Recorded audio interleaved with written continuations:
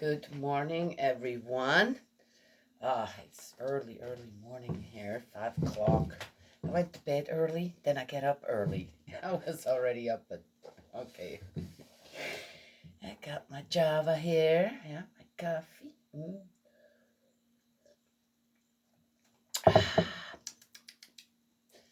God knows I love coffee, okay? But I'm not a picky person, right? And so you do with whatever coffee there is. And just recently, I must have done something right. Yeah, maybe when I started the prayers or whatever. And there's all this good coffee people are bringing me. I mean, really good, excellent coffee. Yeah, that's one of those things, The reward sometimes just how it shows up. I don't know. Anyway, thank you, Father, for sending all them wonderful people with delicious coffee. All right. Out of our prayer book by Reverend Sun Myung Moon. His relationship with God teaches us so much in so many ways. And of course through the prayers in many ways. That's how specifically addressing our Heavenly Parent is through prayer. Yes.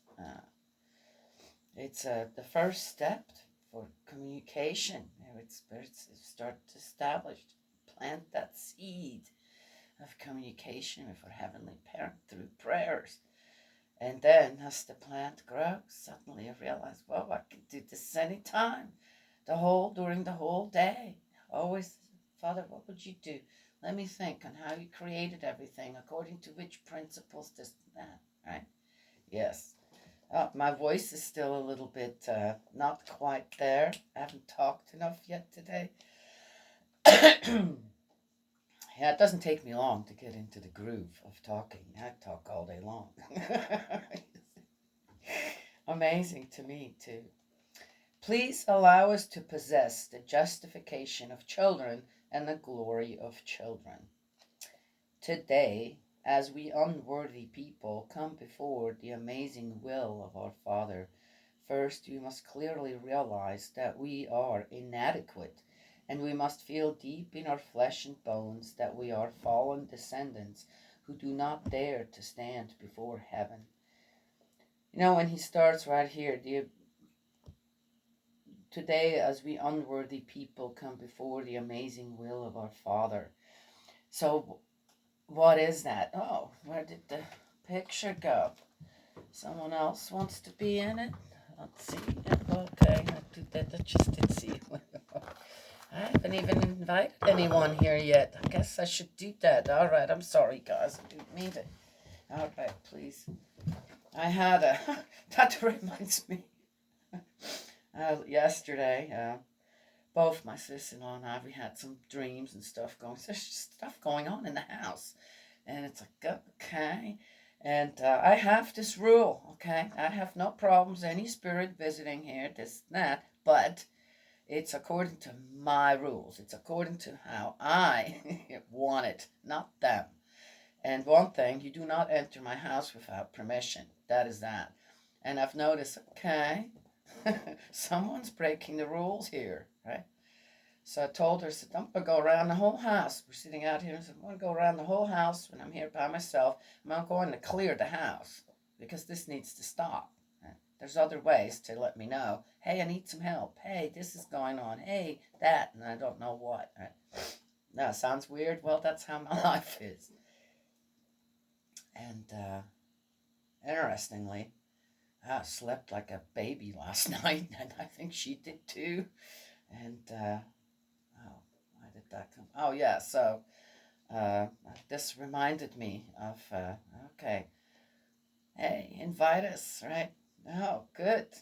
Happy to see. All right, so please, anyone who wants to listen and learn and be a part of it, please do come. Right? Yes. Still going to do that clearing in the house. I have a feeling that one is still around. I'll have to see what's going on with that one. But anyway, that's not a... No. Okay.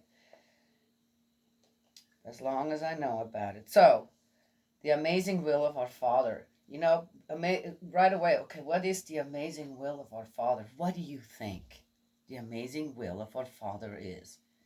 He wants everyone on this earth, every human being, live a good, kind life.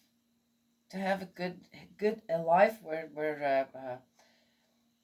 their dignity is preserved, their will is preserved,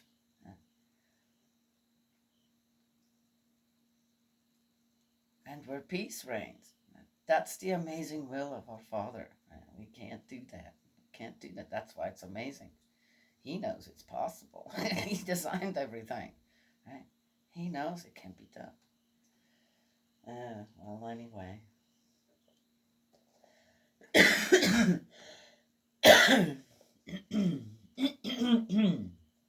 Come on now. Whether we look here or look there, we have come to understand that we have nothing to present before heaven and be proud about. I'd hate to disagree with that, but it, one can't disagree with it. It's true. As long as there's a child out there suffering, it doesn't matter if it's on earth or in heaven, per se. That's absolutely true. That's a fact. 100%. It doesn't matter how anybody wants to look at it. Ooh, gets me going every time. The blood lineage that has come from our ancestors is a lineage that has betrayed you, and even all the prophets who inherited the flesh and blood of our ancestors could not be embraced in your broad bosom of love through your heart of eternal and joyful love, because they had the bitter root of sin. It's a fact. It's not that God doesn't want to be a part of our life. He can't. We have to have a surroundings that allows that. I just started talking out here now. The roosters and they're all starting to crow now. All the babies that have grown up now, they've been practicing. Sounds really funny too when they're practicing. Now they're starting to get good at it. I just noticed there's about 5 of them hollering out there now. Yes, good morning. They were real quiet until just now. They hear me talk. It's like, oh, the farmer is up. We can't be behind him. Her. Therefore, today we too know very well that we are people who are not proper to be approved by heaven. I don't think I need to say anything to this. I think it's very clear. When we come to understand the unjust fact that we beings, whom you created as externally holy, are living on the earth with aspects and elements that you cannot help but dislike, we cannot help but lament bitterly.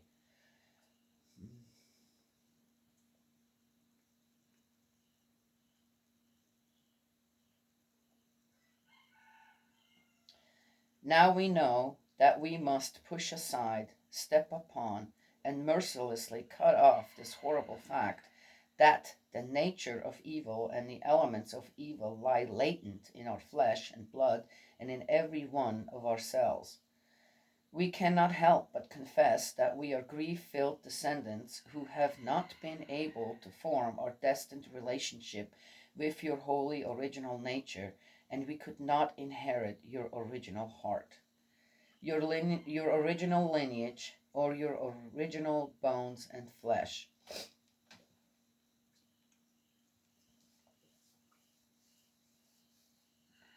It's difficult for people to understand when you have a religious background and you've read the Bible and all that, and then it gets to the time when Jesus was born, and then he was put on the cross. What kind of sense does that make for him to be put on the cross? The first sinless person born under complete guidance, 100% guidance of God. How is that possible? I was growing up as a child. It's not, well, in a way, I understand that. I really do. Having been open to spirit world since I've been as probably since I've been born, a small child. And having had lots of guidance from spirit world, protection from spirit world, unbelievable. I've been in some situations I had to say, how did I get out of this intact? So many different things. And sometimes I think we make through certain stuff intact situations that should have left us for dead or whatever are definitely damaged, physically and spiritually and psychologically, but we make it through it so that we can be testimonies. For example, the life of Jesus, a sinless child is born. Yeah, okay. Really? Is that really a true story? Well, yeah, it is. It's a 100% absolute true story. If you're going through the Old Testament and you see on how right after the Garden of Eden, the gates were closed and the people were left on their own out there, suddenly had to fend for themselves completely, absolutely, 100%. Even with Cain and Abel, God was already trying to restore something. The one son belonged to Satan, Lucifer, the archangel Lucifer. Then the other son belonged to God. Who won? Right? Yes? And it was the people who had to make the choice. Those two brothers had to make a choice. Right? Each one made a choice. And all God could do is set up the play, right? Write the play for it. But then on how it actually played out, well, it's the freedom of will to choose of the people. So to be guided by God 100%, a little child born, Jesus, a little child growing into a young adult, he's 12, he goes to the temple and he just amazes the chief priest. Can you imagine? Here comes this little boy, per se, and is telling them this and that, and they're just going, whoa, wait a minute, that's what? I'd be embarrassed, wouldn't you? Somebody suddenly were to come at that age and just lay it all out in front of you and basically tell you, you've been doing this wrong. This is the right way. Yeah. I do absolutely believe that. Because of my own life. I've seen how my own life has been going with the help of spirit world. Learning, I'm nowhere at the level of how Jesus was as a person. Made it past 33, which very interestingly, at the age of 33, my migraines just disappeared. Yeah. Interesting? Okay. So, when we look on how inadequate our ancestors have been, and we're not that much better as the descendants when it comes to many different things. There's some things that are righting itself. I think there is restoration going on, okay, in all different areas that we are involved as humankind. And yet, who wins every time? Again, the people are given a choice. But who ultimately keeps winning? Yes. So how to stop that? Well, one thing, all I can tell you is read the Divine Principle. That is one thing. Continuously, until you have such a level of a foundation of faith that is so strong. It's more solid than a diamond, okay? Or whatever, the strongest, hardest material on earth. Your will becomes so strong that you can make it out of difficulties with your body and your mind intact, your heart intact, because you start making the right choices. You start making the right choices, then spirit world can work in your life in incredible ways. All right, that's one way. That's one thing. Did that sinless child, was that really born? Was that really Jesus? Yeah. And what did our ancestors do with it? That should open some people's eyes. Why the heck would you put the most precious thing we've ever had on this earth on a cross? All right. Whatever. You guys think about it. Yeah. Yeah. So, then, the saying that the nature of evil and the elements of evil lie latent in our flesh and blood and in every one of our cells. Right there. It's true. That's why. Where is our original heart, our original lineage, our original bones and flesh? Man. Yeah. I think that when it comes to the bones and flesh, in the way that our ancestors and us now here, and most likely our descendants, if something doesn't give and change, truly more, is the abuse of the principles of love, where you give your bones, your flesh over to whoever, to do with whoever, whatever, when it comes to love. Instead of treasuring what you got, treasure your holy place, right? Your holy places in a man and in a woman, the sexual parts of a man and a woman. You treasure that, whatever you got. You treasure that and you keep it holy until the right time comes to become one with the opposite of you. If you're a man, then that means a woman, and if you're a woman, then that means a man.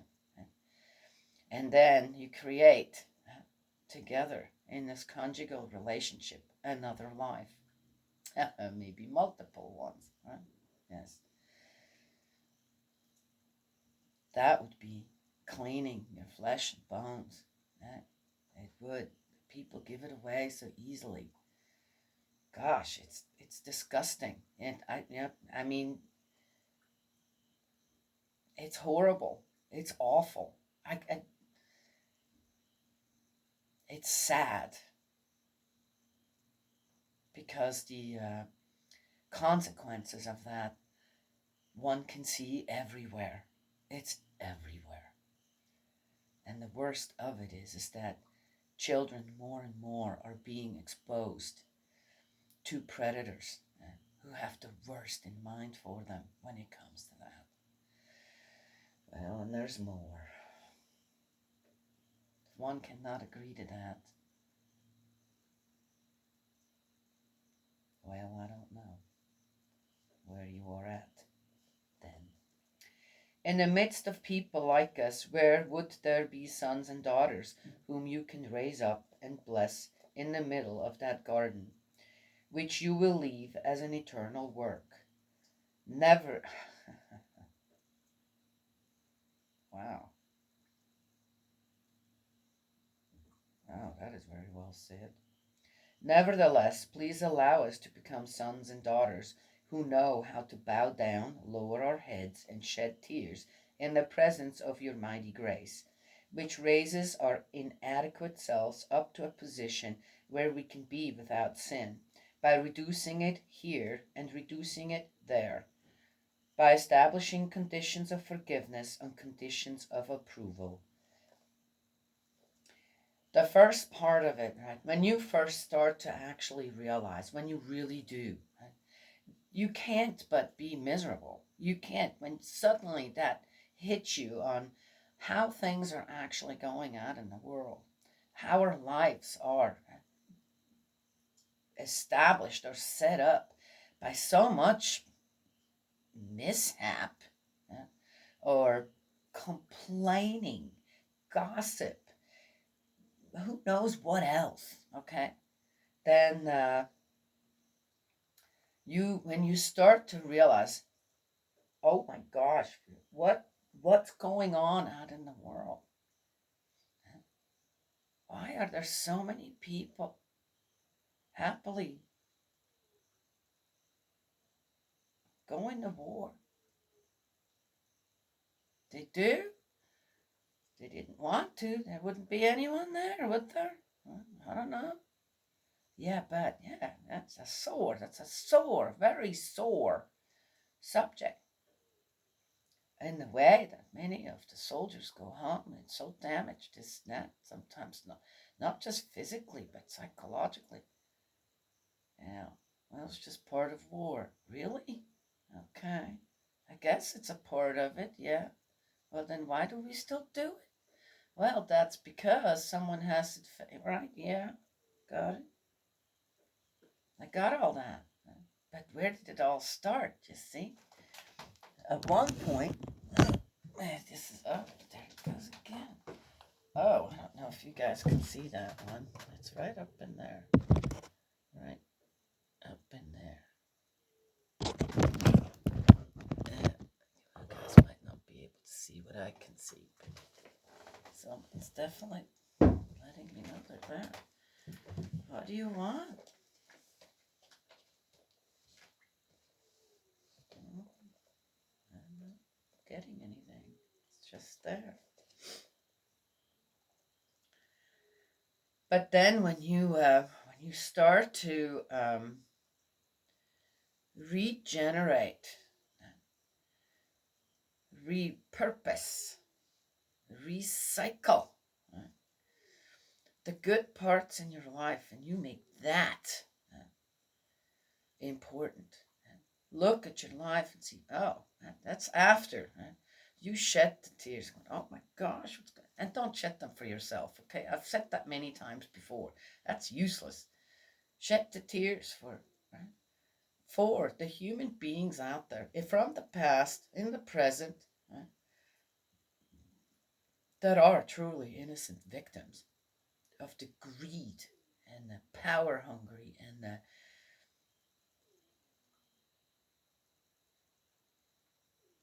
no conscience type of people. Which, yeah, okay, all of us are somewhat, yeah.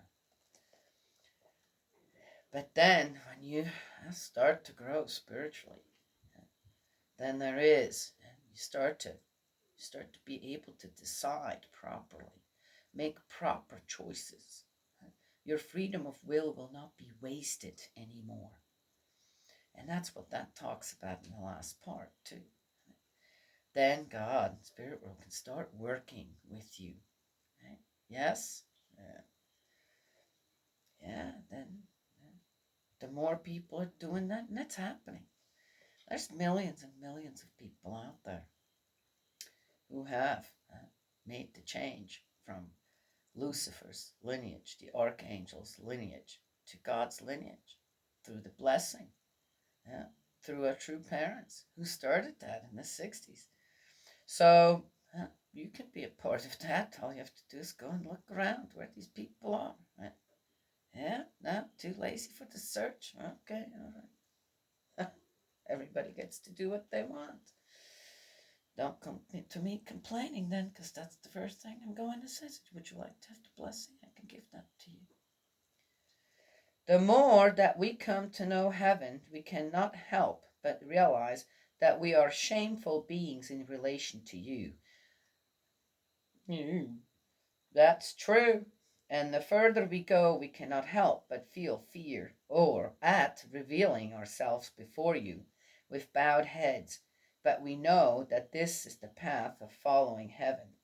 Yeah, those skeletons in everyone's closets, right? Should be taken care of. That's one thing. It's a good, even have a term here on earth, right? Skeletons in the closet. You don't want me to know? I tell often to people, I said, if you're telling me a secret and you don't want anybody to know about it, I said, then don't tell me either. Because then you're making me a part of your secret. Suddenly I now have to be involved in something you don't feel well about. Want to tell me about it though in confidence, just not get it, But then I'm not allowed to say anything. Yeah, if you want something to really stay a secret, then you don't tell anyone, right?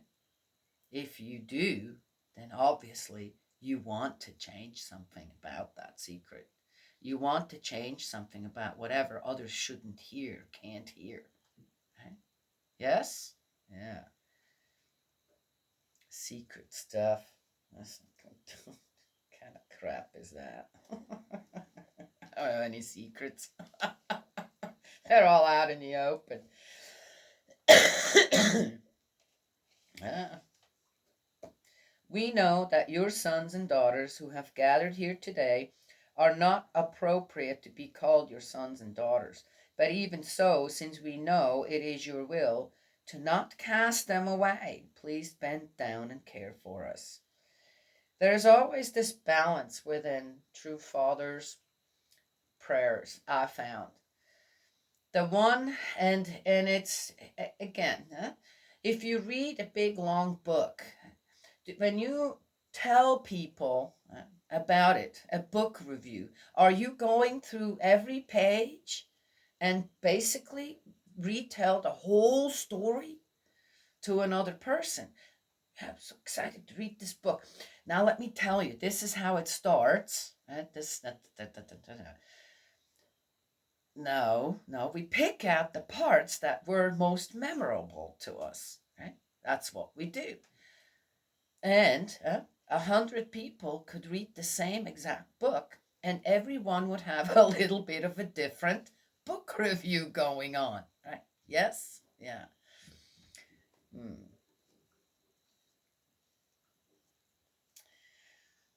So, what I found is that with a person like True Father, people pick what kind of what fits their life, what they want to be it, and to find approval for what they, that's just okay to give approval to. That's in this prayer too. And I find you can't do that. You have to have a balance. All right. So he said this on one hand, but then he also said this to balance it out. Yes? And in what context is it balanced out? Good always has to prevail, regardless on what it is. All right, so next. Father, please cover all the flaws of these people who have lived in sinister places and have been wounded. Ooh, that's an interesting one.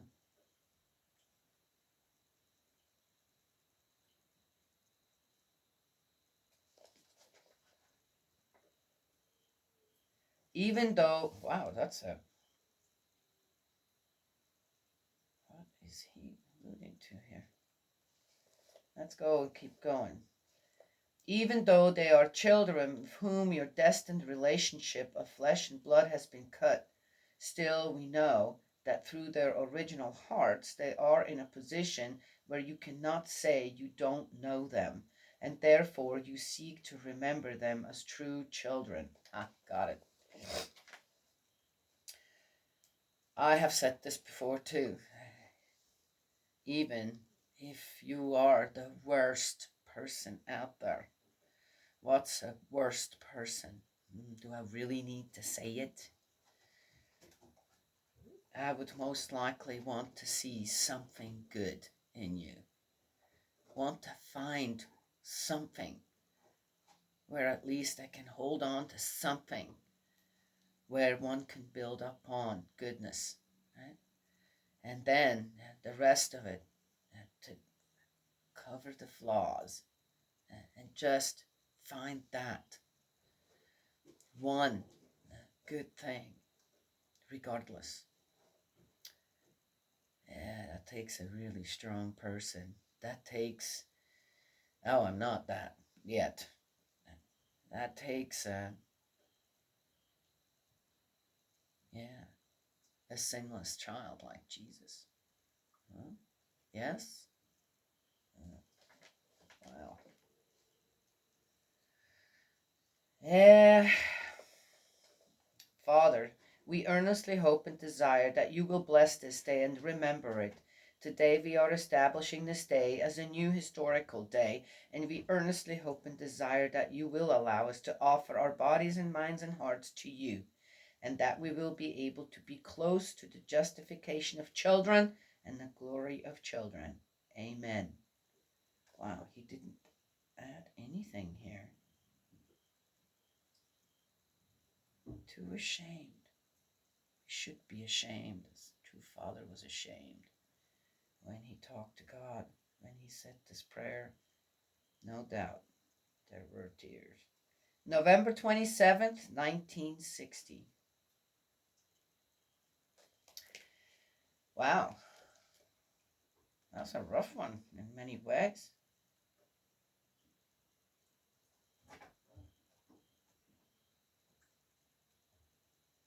Please allow us to possess the justification of children and the glory of children. See the balance there? We forgive children so much easier, don't we? Right? Well, what are their worst that they do?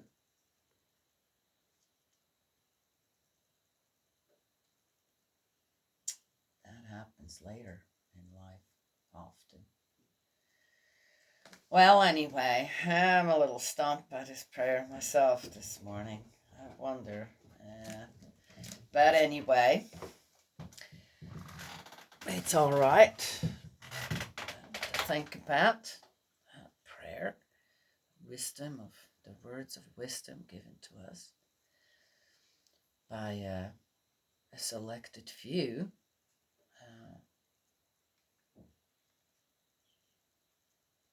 And think about it and pray about it and find strength in them to be part of that amazing will of God. Our Father in heaven, our parent in heaven, who wants what?